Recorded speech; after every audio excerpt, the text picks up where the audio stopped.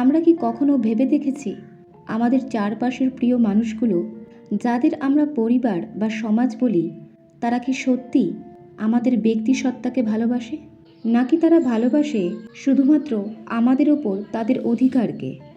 IISc ব্যাঙ্গালোরে এক ছাত্রীর প্রশ্নের উত্তরে আচার্য প্রশান্ত জীবন, স্বাধীনতা এবং সামাজিক কন্ডিশনিং নিয়ে যে কথাগুলো বলেছেন তা আমাদের চোখ খুলে দেওয়ার মতো। আজকের ভিডিওতে আমরা সেই আলোচনার মূল পয়েন্টগুলো বিশ্লেষণ করব। সমাজ বনাম জীবন, আপনার সত্য কোনটি? ছাত্রীটি যখন দাবি করেন যে তার সমাজই তার সত্য, তখন আচার্য প্রশান্ত তাকে সংশোধন করে বলেন যে সমাজ আপনার সত্য নয়, এই বর্তমান মুহূর্তের জীবনই আপনার একমাত্র সত্য। সমাজ কেবল আপনার ওপর চাপিয়ে দেওয়া একটি মানসিক সংস্কার বা কন্ডিশনিং। পরিবার বা সমাজের কাছে ফিরে যাওয়াটা যদি আপনার অসহায়ত্ব হয়, তবে তাকে ভালোবাসা বলে ভুল করবেন না। ভালোবাসার ভুল সংজ্ঞা এবং নিয়ন্ত্রণ। পরিবার আপনাকে ভালোবাসে বলেই আপনাকে নিয়ন্ত্রণ করতে চায়, এই ধারণাটিকে আচার্য প্রশান্ত চ্যালেঞ্জ করেছেন।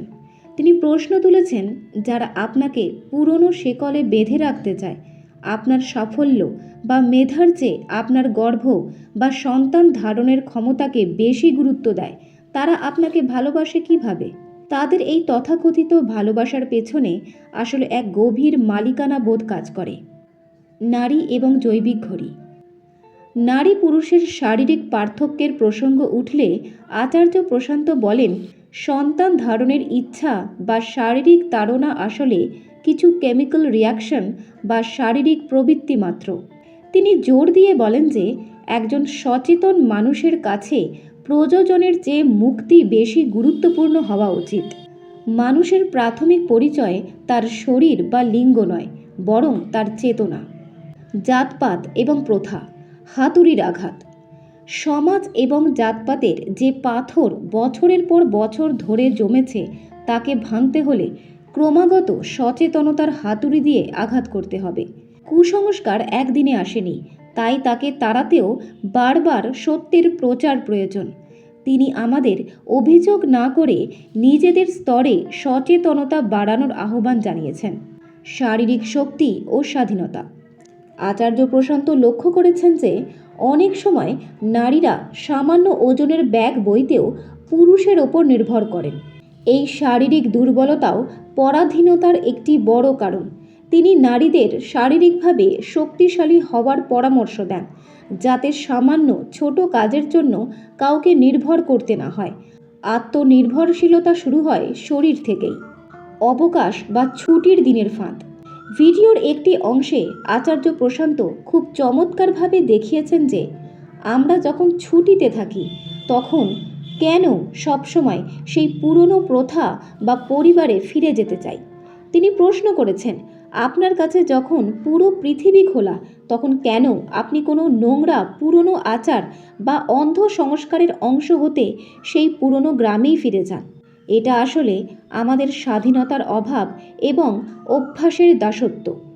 দায়িত্ব বনাম ঋণ। পরিবার অনেক সময় বলে যে তারা আপনার দায়িত্ব নিয়েছে, তাই আপনার ওপর তাদের অধিকার আছে। আচার্য প্রশান্ত এটাকে খণ্ডন করে বলেন, কারোর আপনার দায়িত্ব নেওয়ার প্রয়োজন নেই।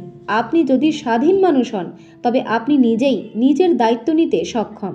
যারা আপনার পিঠে ঋণের বোঝা চাপিয়ে আপনাকে নিয়ন্ত্রণ করতে চায়, তাদের উদ্দেশ্য ভালোবাসা নয়, বরং আপনাকে মানসিকভাবে পরাধীন করে রাখা। বিকল্পহীনতার অজুহাত। অনেক সময় আমরা বলি যে অন্য সব সমাজও তো একই রকম, তাহলে আমার এই পরিবার বা সমাজ ছাড়লে যাব কোথায়? আচার্য প্রশান্ত এটাকে একটি লেম এক্সকিউজ বলেছেন। তিনি বলেন, যদি সব সমাজই এক হতো, তবে আপনি এই মুহূর্তেই আইআইএসসির মতো মুক্ত পরিবেশে থাকতেন না। পৃথিবী অনেক বড় এবং আপনার মতো চিন্তা করার মানুষের অভাব নেই।